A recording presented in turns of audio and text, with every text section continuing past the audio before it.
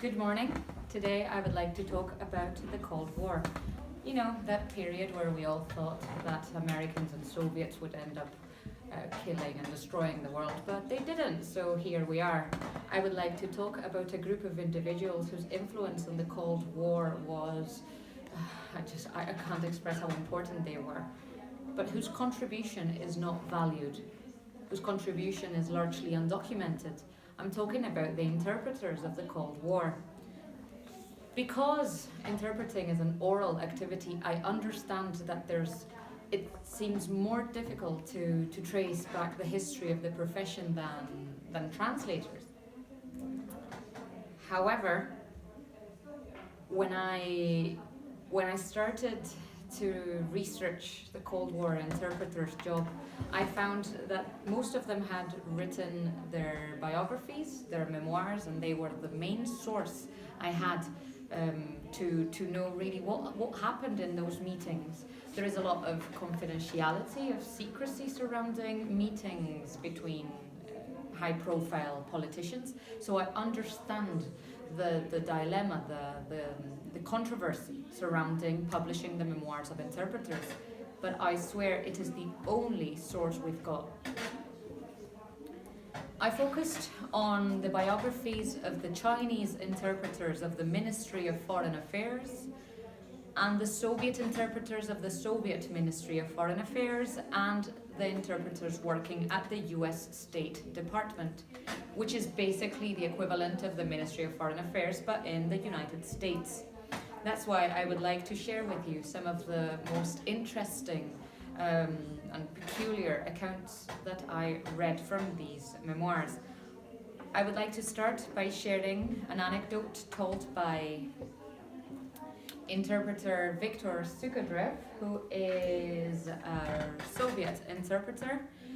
He would go down in history as one of the major figures in Soviet American interpreting, to a point where he could write anecdotes like the one I'm about to read. I'm going to start. This is Sukhodrev talking here, okay?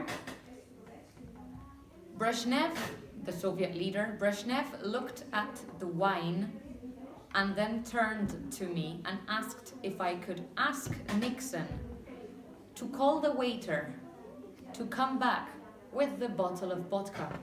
Let me remind you, this is one of the Soviet leaders' visits to the White House, and Viktor is the only interpreter between Brezhnev and Nixon.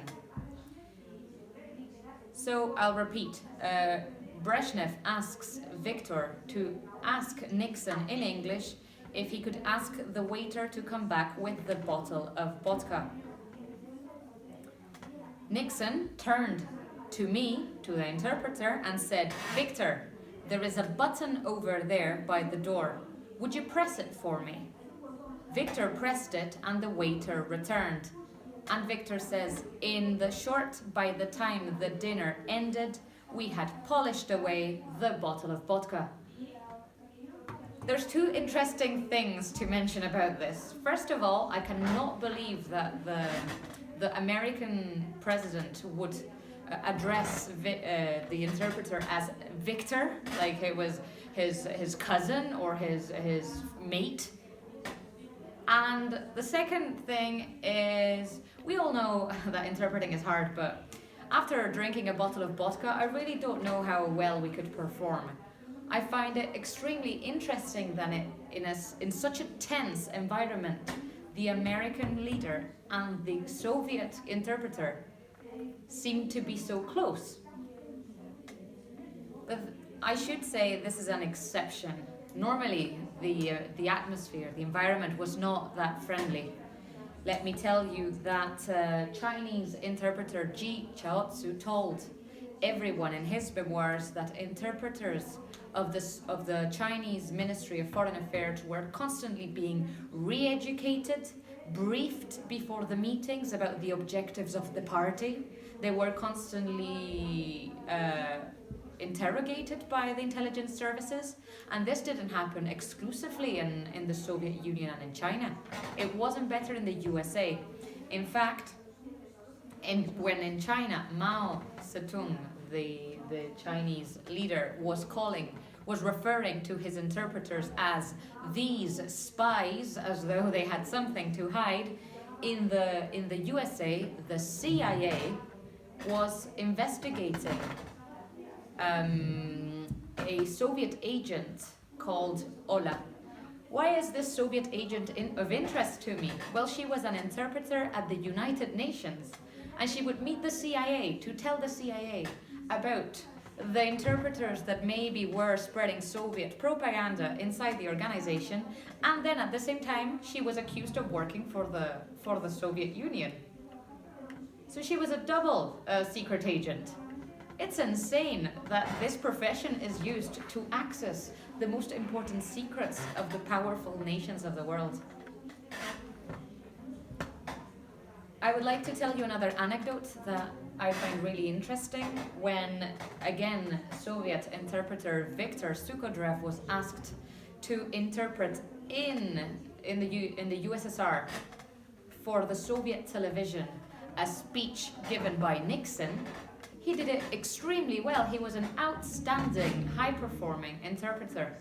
And what happened is he did it so well that, according to the New York Times, he was told off by his own country. Don't transmit the words of this capitalist leader so well. Don't work as well as you could. I think it's crazy that an interpreter is asked not to do his professional best to protect the Soviet audience from the capitalist message.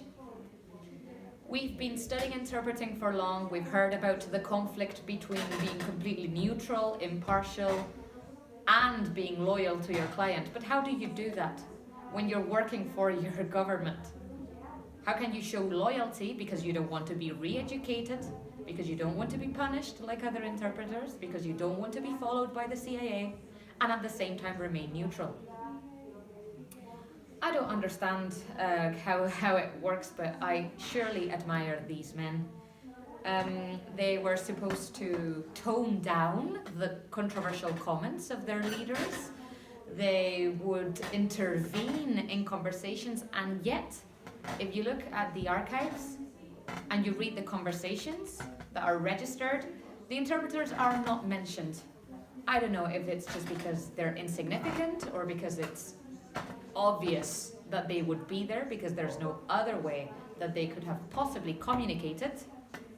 I don't understand, but I think we deserve a bit more, given that these were some of the most tense conversations in history, and we were there. And when I say we, I mean interpreters. We were there. That's why these interpreters feel the need to write their memoirs, because they don't feel, I don't know, they feel that their contribution to history is unnoticed. I would like to end this speech by telling you a funny anecdote. This is about German interpreter Harry Obst. He worked for the US State Department, and he was interpreting right behind a US president. I can't remember if it was Nixon as well. I really can't remember. But anyway, he was interpreting in Germany when he saw a bee approaching the president's neck. That's what he thought. Oh my God, I must stop the bee from attacking the president. But then he saw the snipers there to protect the president. He thought, if I, the German interpreter, approach the neck of a foreign president, I will be shot in less than 5 seconds. Unfortunately, I don't remember the end of the story, but that's for you to look up. This is the end of my speech. I hope you enjoyed it. Thank you very much.